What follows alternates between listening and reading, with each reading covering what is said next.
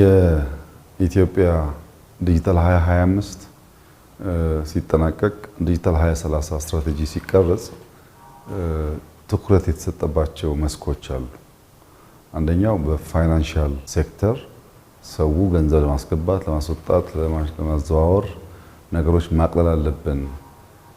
ባንክ እየሄደ ብቻ ሳይሆን ከራሱ ስልክ ከቤቱ ሆኖ ገንዘብ ማዘዋወር አቅሙ ማደግ አለበት የሚል እቅድ ነበር። በዚያ መሰረት በሞባይል መኒ በቴሌብር ብቻ ሳይሆን ባንኮች ባላቸው ሶፍትዌር ጭምር በቢሊየን የሚገመት ትራንዛክሽን ማካሄድ ተችሏል። ብዙ ሰዎች ገንዘባቸውን በቀላሉ በኦንላይን ይቀያየራሉ።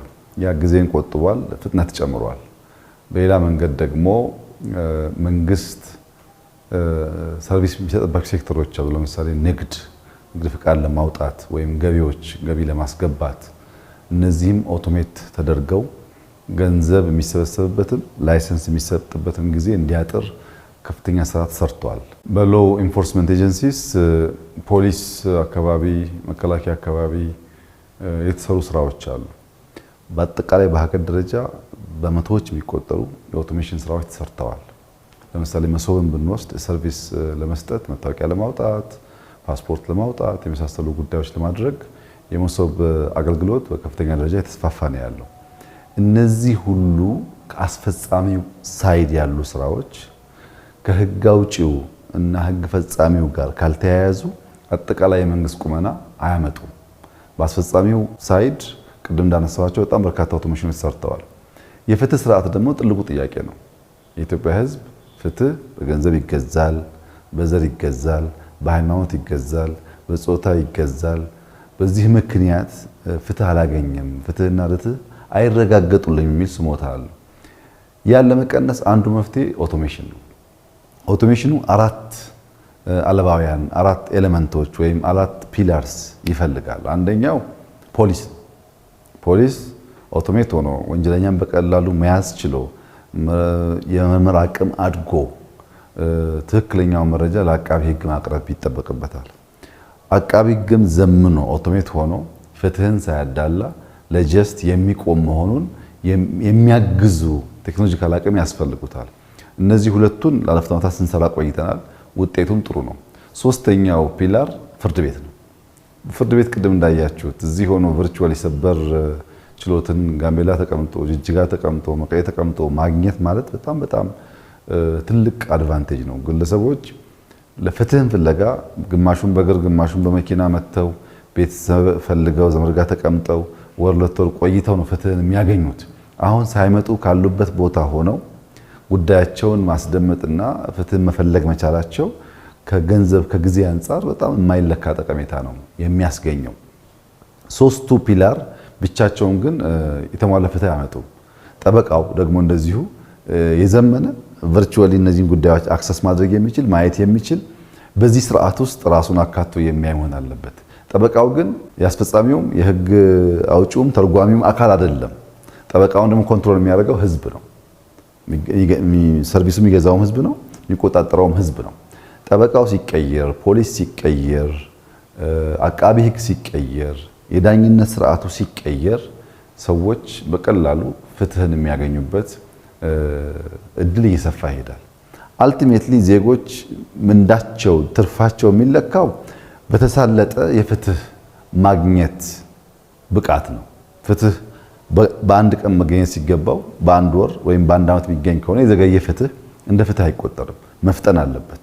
ሁለተኛ ያ የፈጠነው ፍትህ ደግሞ ሳይገዛ መሆን አለበት። በህግ ብቻ በሆነ ጥቅም በሆነ ዝምድና ሳይሆን በህግ ብቻ መሆን አለበት እና ከዚህ አንጻር የጠቅላይ ፍርድ ቤት ስራ ዛሬ ያየነው በጣም አስደማሚ ነው። አት ታይም በርካታ ችሎቶች ቨርቹዋሊ መቆጣጠር ይችላሉ።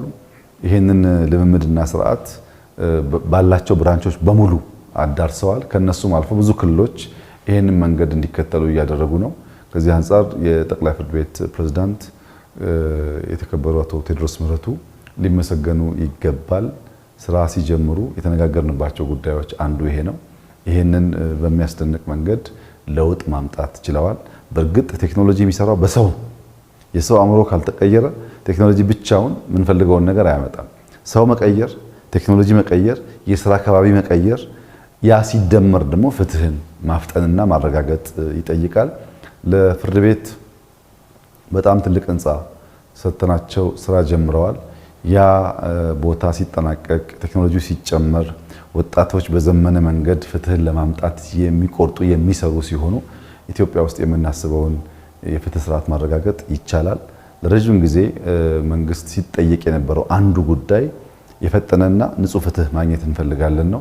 እንግዲህ ቴክኖሎጂውን እርሻውን ለማዘመን፣ ኢንዱስትሪውን ለማዘመን፣ ቱሪዝሙን ለማሳለጥ፣ ከተማ ውስጥ ያሉ ስራዎች ለማዘመን ከዚህ አልፈን ደግሞ ገቢ የምንሰበስብበት፣ ንግድ የምናሳልጥበት፣ ፍትህ የምናመጣበት አድርገን መጠቀም ጀምረናል። ከዚህ አንጻር አርቲፊሻል ኢንተለጀንስ ኤጀንሲ በጣም ከፍተኛ አስተዋጽኦ እያበረከተ ይገኛል።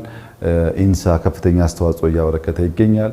ኢትዮ ቴሌኮም ከፍተኛ አስተዋጽኦ እያበረከተ ይገኛል። እነዚህ የመንግስት የዲጂታል ማሰራጫ አርም ሆነው ቴክኖሎጂን እየፈጠሩ እየሰሩ ይገኛሉ። ያየናቸው ሲስተሞች በሙሉ በእኛው ሰዎች የተሰሩ ናቸው። ይሄ ትልቅ መርታ ነው። መሶብ የተሰራው በእኛ ነው። ዛሬ ያየነው ሲስተም የተሰራው በእኛ ነው። ይሄ ነገር እያደገና እየሰፋ ሲሄድ ዜጎች መጠቀም እየቻሉ ሲሄዱ በጣም በርካታ ነገር የሚያቃልል ይሆናል። ብልጽግና ማረጋገጥ ስናስብ በገንዘብ ክምችት ብቻ አይደለም፣ ሁለንተናዊ ነው። ፍትህንም ይመለከታል፣ የአኗኗር ዘይቤን ይመለከታል። ያን ከማረጋገጥ አንጻር ዛሬ ያየነው ስራ በጣም ተስፋ ሰጪና አስደሳች ነው። ዋናው መልእክቴ በዚህ እንዳንረካ ነው። ይሄ ጥሩ ጅማሮ ነው። አንደኛ ሁሉም ክልል መዳረስ አለበት፣ ሁሉም ከባቢ መዳረስ አለበት፣ ሁሉም ሰው ይሄን መጠቀም መቻል አለበት። ከጥቅም በኋላ ደግሞ ፍትህን ማጣጣም አለበት። ያ እስኪሆን ድረስ በጅምር ሳንረካ መልካም ጅማሮ ነው። በርትተን ሰርተን ወደሚቀጥለው ሌየር የምናሸጋግረው ከሆነ ኢትዮጵያ ውስጥ የምናስበውን ፍትህ ለማምጣት በእጅጉ የሚያግዝ አስደሳች ስራ ሆኖ አግኝቼዋለሁ። በርቱ፣ ይቀጥል። በሁሉም መስክ የጀመርናቸው ለውጦች ተሰናስለው የኢትዮጵያን ብልጽግና እስኪያረጋግጡ እንዳናሸልብ እንዳናንቀላፋ አደራ ማለት እፈልጋለሁ። እጅግ አድርጌ አመሰግናለሁ።